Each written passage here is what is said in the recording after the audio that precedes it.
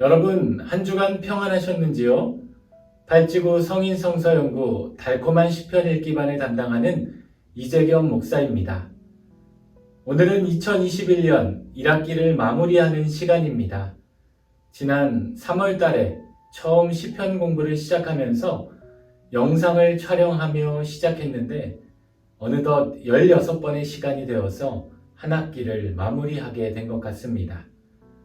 이번 한 학기 동안 우리 성도님들을 직접 뵙지 못하고 유튜브 영상을 통해서 말씀을 공부하게 되어 많은 아쉬움이 남긴 하지만 그럼에도 불구하고 이렇게 영상으로나마 하나님의 말씀을 함께 나눌 수 있게 되니 참으로 감사한 것 같습니다. 이제 백신의 보급이 늘어나고 백신을 맞으신 분들도 늘어나고 있어서 2학기에는 예배당에 나와서 함께 하나님 말씀을 공부할 수 있는 시간이 될 수 있기를 소망하며 기도하겠습니다.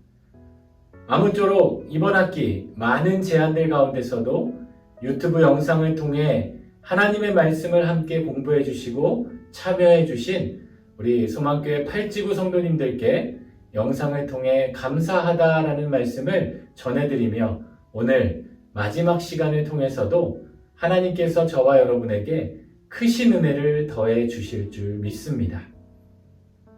오늘 이번 학기 마지막으로 함께 공부할 시편 말씀은 시편의 마지막 편인 시편 150편의 말씀입니다. 시편 150편은 시편의 제5권인 시편 107편부터 150편까지의 마지막일 뿐 아니라 시편 전체의 마지막 말씀으로 시편의 결론 역할을 하고 있는 말씀이기도 합니다. 우리가 지난 3월에 처음 시편 공부를 시작하면서 그때 시편 1편 말씀이 시편 말씀 전체를 이해하는 핵심 키라고 말씀을 드렸었는데 오늘 시편 150편의 말씀은 시편 전체의 결론에 해당되는 말씀으로 하나님을 찬양하는 삶이 복 있는 사람임을 알 수 있게 됩니다. 우리의 삶에 있어 하나님을 찬양하는 삶이 가득 넘치는 삶이 될 때 우리는 시편 1편에서 말하는 시편 전체의 핵심 키인 복 있는 사람으로 살아갈 수 있게 된다는 사실을 알 수 있게 됩니다. 계속해서 시편 150편의 말씀은 세부적으로 살펴보게 되면 전체를 크게 세 부분으로 나누어 볼 수 있는데 먼저 1절에서 2절까지는 우리가 하나님을 찬양해야 하는 찬양의 장소와 찬양의 이유에 대해서 3절에서 5절까지는 우리가 하나님을 찬양하는 그 찬양의 방법들에 대해서 그리고 6절 말씀은 하나님을 찬양해야 하는 대상인 모든 사람이 하나님을 찬양해야 함에 대해 기록해 주고 있습니다. 이처럼 시편 150편은 전체가 찬양에 대한 말씀으로 기록되어 있어서 시편 150편의 말씀을 통해 우리의 삶의 찬양이 얼마나 소중한 요소이며 구체적으로 우리가 어떻게 하나님을 찬양해야 하는지를 잘 알 수 있게 해주는 말씀입니다. 오늘 시편 150편 말씀을 함께 공부하므로 우리의 믿음 생활 가운데 하나님을 향한 찬양의 마음이 다시금 회복되는 은혜로운 시간이 되실 수 있기를 바랍니다. 이제 본문으로 들어가 각 절을 읽으며 말씀을 자세히 살펴보도록 하겠습니다. 먼저 1절 말씀을 함께 읽어보겠습니다. 할렐루야! 그의 성소에서 하나님을 찬양하며 그의 권능의 궁창에서 그를 찬양할지어다. 1절을 시작하며 저자는 할렐루야라는 단어로 시작하고 있습니다. 시편 150편은 146편부터 시작되는 할렐루야로 시작하여 할렐루야로 마치는 일명 할렐루야 시편으로 하나님을 찬양하는 찬양시임을 말해주고 있습니다. 여기서 할렐루야라는 단어는 우리가 잘 아는 단어로 히브리어 할렐루야흐라는 단어인데 할렐루라는 단어와 야흐라는 단어의 합성어입니다. 할렐루는 빛나다, 자랑하다, 칭찬하다, 찬양하다라는 의미를 지니고 야흐라는 단어는 여호와, 하나님을 의미하고 있어서 할렐루야라는 단어는 여호와를 찬양하라라는 의미를 지니고 있습니다. 여기서 찬양을 의미하는 단어인 히브리어 할랄이라는 단어가 시편 150편에는 전체 13번이나 사용되어지고 있는데 1절에서는 3번, 나머지 절에서는 각각 2번씩 사용되어지고 있어서 시편의 마지막 말씀이며 시편의 결론에 해당되는 시편 150편이기에 우리의 인생에 있어서 하나님을 찬양하는 것이 우리 인간의 본분이요, 우리 인간의 사명임을 알 수 있게 해줍니다. 이사야 43장 21절 말씀에서도 이 백성은 내가 나를 위하여 지었나니 나를 찬송하게 하려 함이니라.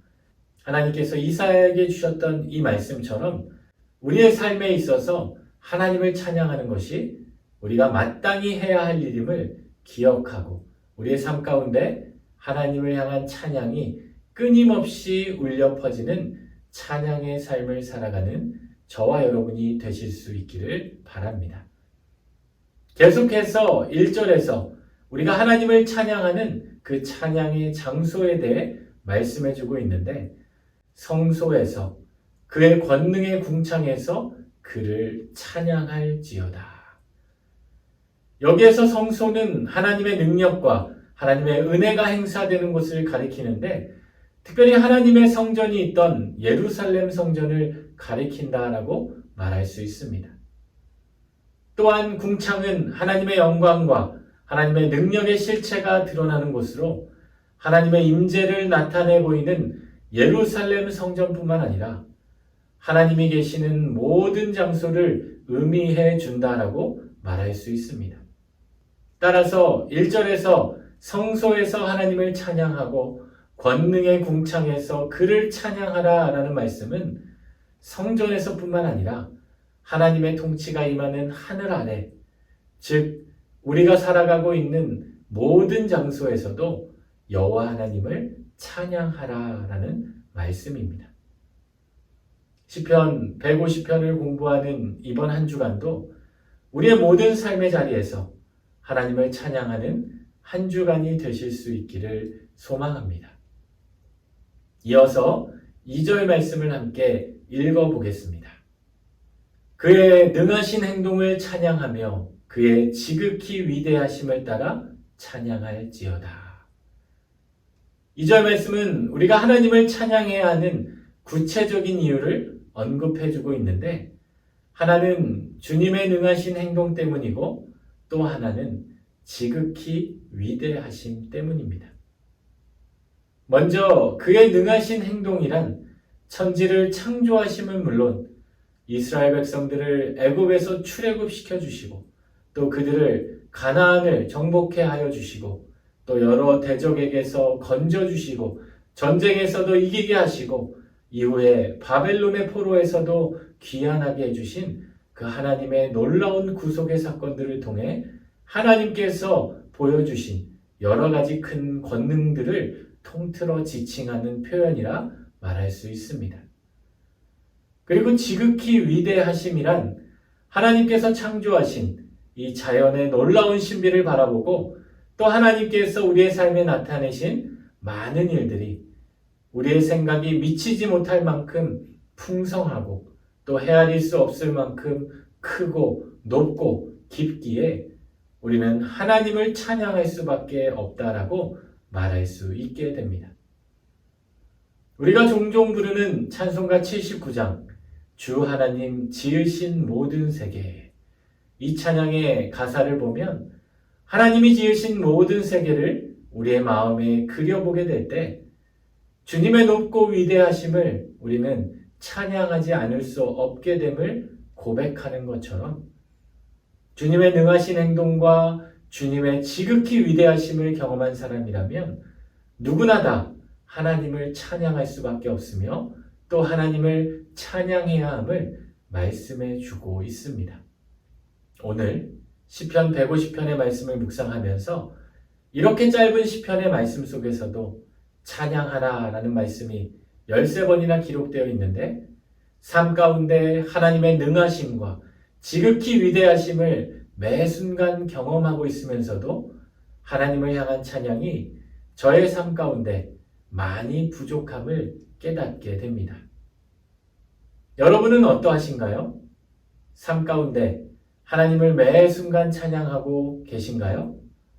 오늘 특별히 시편 150편을 공부하면서 우리의 삶의 능하심과 위대하심을 베풀어 주시는 그 하나님을 향해 주님의 높고 위대하심을 찬양하는 은혜로운 한 주간이 되실 수 있기를 소망합니다. 계속해서 3절부터 5절까지 말씀을 함께 읽어보겠습니다. 나팔 소리로 찬양하며 비파와 수금으로 찬양할지어다. 소고치며 춤추어 찬양하며 현악과 퉁소로 찬양할지어다. 큰 소리 나는 제금으로 찬양하며 높은 소리 나는 제금으로 찬양할지어다. 3절에서 5절까지 말씀은 하나님을 향한 찬양의 방법들이 다양하게 묘사되고 있는데 당시 성전에서 찬양하는 대표적인 악기 7가지가 소개되어지고 있습니다. 여기서 7가지 악기를 소개하면서 성경 곳곳에서 이런 악기들이 어떻게 사용되어져 왔는지를 오늘 또 말씀을 통해 함께 살펴보고자 합니다. 첫 번째 악기는 나팔이라는 악기로 히브리어 쇼파르라는 단어인데 나팔은 성경에 나오는 여러 악기들 가운데 우리에게 가장 잘 알려져 있는데 성경에만 121회 등장하는 악기로 오늘날 트럼펫으로 생각할 수 있는 악기입니다. 이는 짐승의 뿔로 만든 악기로 가공하지 않은 구부러진 뿔 나팔도 있고 경우에 따라 은이나 다른 금속들을 두들겨 만든 나팔도 있는데 이 나팔은 엄청난 소리를 내어 멀리까지 그 소리가 확장되는 특징을 지니고 있어서 여호와 하나님께 찬양할 때뿐만 아니라 백성들을 모으고 또 전쟁의 위험을 백성들에게 알려주거나 많은 백성들을 움직이게 될 때 사용되기도 하였습니다. 저도 예전에 성지순례를 가서 예루살렘에서 뿔나팔을 한번 불어본 경험이 있는데 소리를 내는 것이 생각만큼 쉽지 않았던 기억이 떠올랐습니다. 민수기 10장 말씀을 보면 하나님께서 모세를 통해 나팔을 만들어서 백성들에게 명령을 내릴 때 나팔에 관한 규정을 만들어 사용토록 하신 말씀도 찾아볼 수 있습니다. 두 번째 악기는 비파라는 악기로 히브리어 네벨이라는 단어인데 성경에서 28회 등장하는 악기로 울림통이 가죽으로 되어 있으며 현으로 연결되어서 손가락으로 튕겨서 소리를 내는 악기로 오늘날 기타와 같은 원리로 소리를 내는 악기를 가리킵니다. 세 번째 악기는 수금이라는 악기로 히브리어 킨노르라는 단어인데 성경에서 50회 등장하는 악기로 나팔 다음으로 많이 등장하는 악기입니다.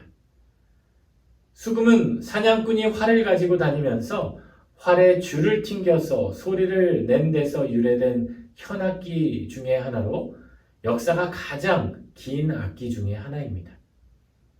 수금은 오늘날 하프와 유사한 악기인데 성경에 기록된 수금은 오케스트라 연주 때 볼 수 있는 하프보다는 조금 작은 하프를 가리켜 줍니다. 창세기 4장 21절 말씀을 보면 아담의 아들인 가인의 후손 중 유발이라는 사람이 수금과 퉁소를 잡는 모든 자의 조상이 되었다라고 기록되어 있기도 합니다.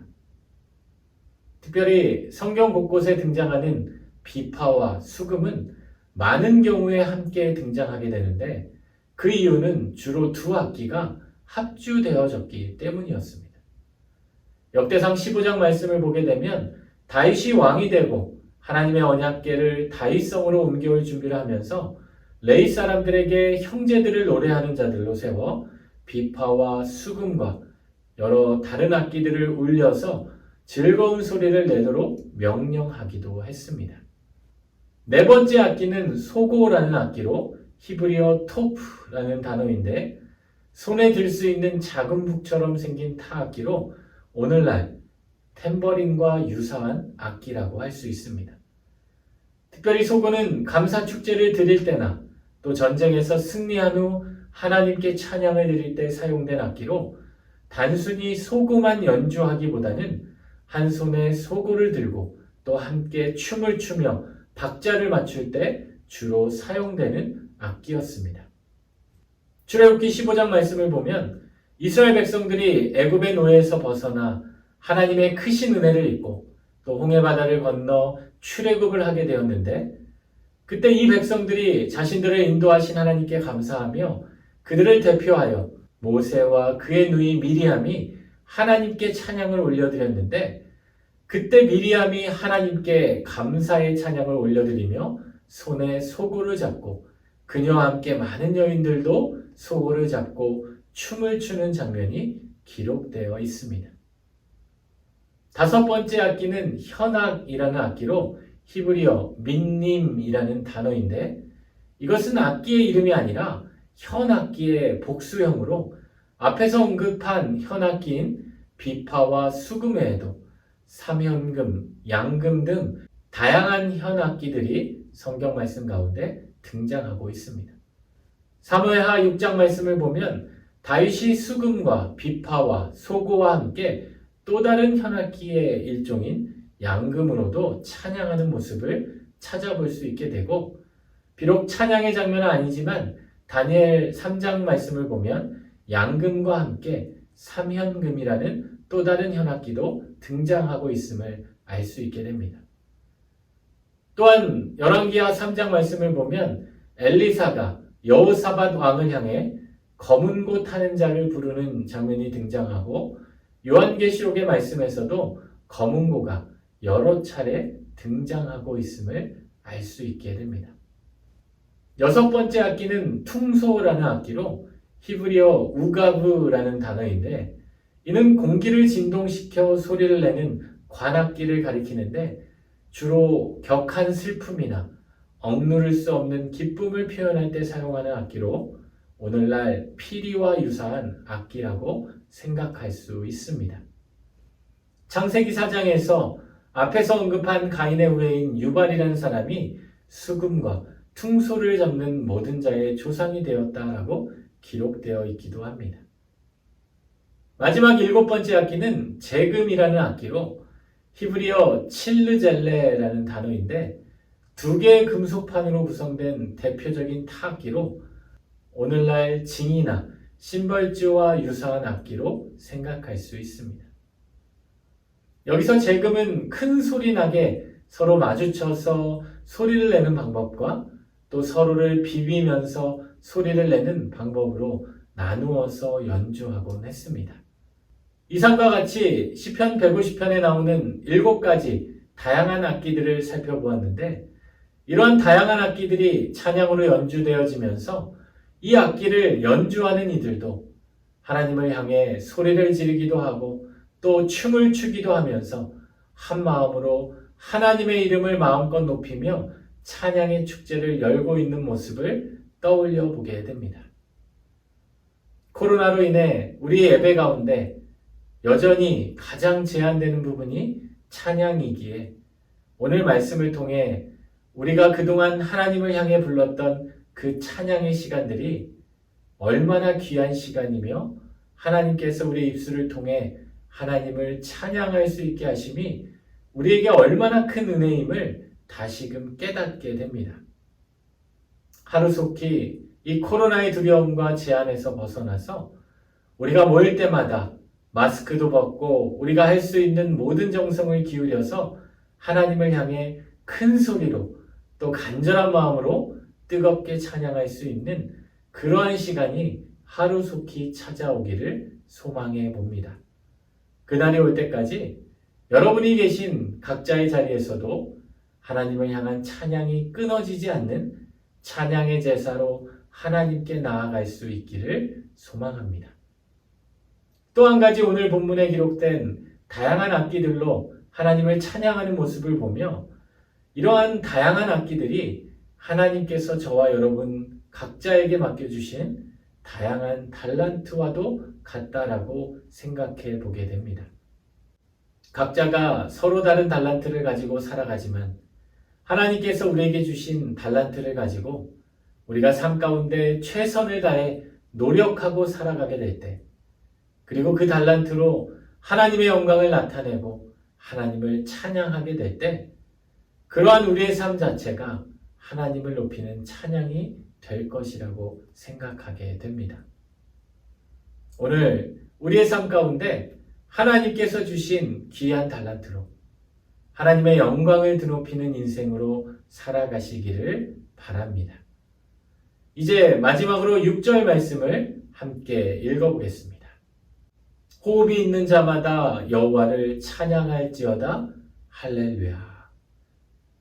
6절 말씀에서는 하나님을 찬양해야 하는 자가 누구인지를 말씀해 주는데, 찬양해야 하는 자는 다른 조건이 아닌 호흡이 있는 자라고 말씀해 주고 있습니다.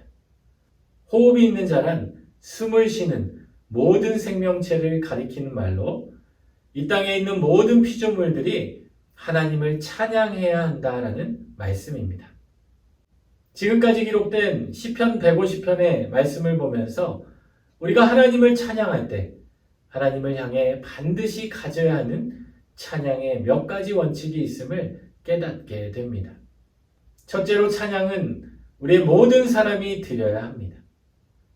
이 세상에서 살아가는 호흡이 있는 자라면, 생명이 있어 숨을 쉬는 자라면 누구나 예외 없이 하나님을 찬양해야 한다라는 말씀입니다. 왜냐하면 이것이 하나님께서 우리를 만드신 목적이기 때문입니다. 둘째로 찬양은 모든 곳에서 드려야 합니다. 우리가 하나님이 임재하신 성소에 있든지 아니면 다른 곳에 있든지, 내가 어느 곳에 있든지 우리는 하나님이 만드신 권능의 궁창 안에 거하고 있기 때문에 하나님의 시선을 피해 머물 곳이 없음을 기억하고 우리가 있는 모든 곳에서 하나님을 찬양해야 한다라는 말씀입니다. 셋째로 찬양은 모든 방법으로 드려야 합니다. 찬양은 특별히 정해진 방법뿐만 아니라 이 세상에 있는 모든 악기로, 세상에 있는 모든 언어와 모든 음악으로, 또 하나님께서 나에게 주신 다양한 달란트로, 어떤 이들은 글쓰기로, 그림으로, 예술활동과 또 다양한 삶의 방식으로 우리는 하나님을 찬양할 수 있어야 한다는 말씀입니다. 왜냐하면 하나님께서는 우리 모두에게 각기 다양한 달란트를 주셨고 그 달란트를 통해 하나님을 찬양하기를 원하고 계시기 때문입니다. 오늘 시편 150편의 말씀을 공부하는 여러분의 삶의 모든 자리에서 여러분이 할 수 있는 모든 방법으로 삶 가운데 하나님을 높이는 은혜로운 찬양을 올려드리실 수 있기를 바랍니다. 이제 지금까지 살펴본 시편 150편의 말씀을 정리해 보도록 하겠습니다. 시편 150편의 말씀은 우리가 하나님을 어떻게 찬양해야 하고 어떠한 마음으로 찬양해야 하는지를 우리에게 잘 말씀해 주고 있는 시편 말씀입니다. 또 시편 150편 말씀은 시편 전체의 결론에 해당되는 말씀으로 우리의 인생의 처음과 끝이 하나님을 향한 찬양으로 가득 넘쳐야 함을 말씀해 주고 있는 시편이라고 말할 수 있습니다. 오늘 시편 150편 말씀을 통해 깨닫게 된 하나님이 우리에게 주신 은혜를 몇 가지로 간략히 요약해 보면, 첫째로 우리의 삶의 시작과 끝이 할렐루야가 되어야 합니다. 우리의 인생의 목적이 하나님을 찬양하기 위한 목적이 되어야 함을 깨닫고 우리의 시작도 할렐루야요, 우리의 끝도 할렐루야가 되는 인생으로 살아갈 수 있어야 합니다. 둘째로 주님의 능하심과 위대하심을 찬양할 수 있어야 합니다. 우리의 삶 가운데 끊임없이 임하시고 끊임없이 역사하시는 주님의 능하심과 또 주님의 위대하심을 바라보며 이 모든 것이 당연한 것이 아니라 이 모든 것을 우리가 감사하며 찬양해야 하는 것을 깨닫고 하나님께 찬양하는 인생이 될 수 있어야 합니다. 마지막 셋째로 우리의 모든 것을 다하여 찬양할 수 있어야 합니다. 하나님께서 우리에게 주신 귀한 달란트로 하나님의 영광을 나타낼 수 있도록 우리의 삶 가운데 최선을 다해 살아갈 수 있어야 합니다. 이번 한 주간도 시편 150편의 말씀을 우리가 함께 공부하면서 또 달콤한 시편 읽기 성경 공부를 마무리하면서 저와 여러분의 모든 삶의 자리가 하나님을 찬양하는 자리가 되고 우리의 모든 삶의 시작과 끝이 하나님을 찬양하는 자리가 되어서 우리의 삶 가운데 하나님이 주신 호흡이 있는 동안에 하나님을 온전히 찬양하고 하나님께 영광 올려드림으로 찬양의 제사로 하나님께 온전히 나아가는 사랑하는 팔찌구 성도님들이 되실 수 있기를 우리 주님의 이름으로 축원합니다. 기도하겠습니다. 하나님, 시편 말씀을 통해 우리가 하나님을 찬양해야 하는 존재임을 깨닫게 하여 주시니 감사를 드립니다. 우리의 모든 삶에 주님의 능하심과 주님의 위대하심을 경험하며 또 그것을 당연한 것으로 여기지 않고 하나님께 감사와 찬양으로 올려드릴 수 있는 저희들이 되게 하여 주옵소서. 우리가 어느 곳에 있든지 하나님을 향한 찬양이 쉬지 않고 멈추지 않게 하여 주시고 하나님, 우리의 시작과 끝이 할렐루야로 주님의 이름을 높이는 복된 인생이 되게 하여 주옵소서. 하나님, 이번 학기 또 시편 말씀을 통해 또 하나님 많은 은혜를 주심에 감사를 드립니다. 우리에게 이 시편의 말씀을 통해 주신 귀한 은혜들 또 우리가 잊지 않고 되새기게 하여 주시고 또 한 학기를 마무리하며 하나님께서 우리에게 베풀어 주신 그 은혜의 손길들을 다시 한번 감사하며 하나님께 찬양하며 하나님께 영광 돌리는 우리 소망교회 팔찌구 믿음의 성도님들이 되게 하여 주옵소서. 예수님의 이름으로 기도드립니다. 아멘.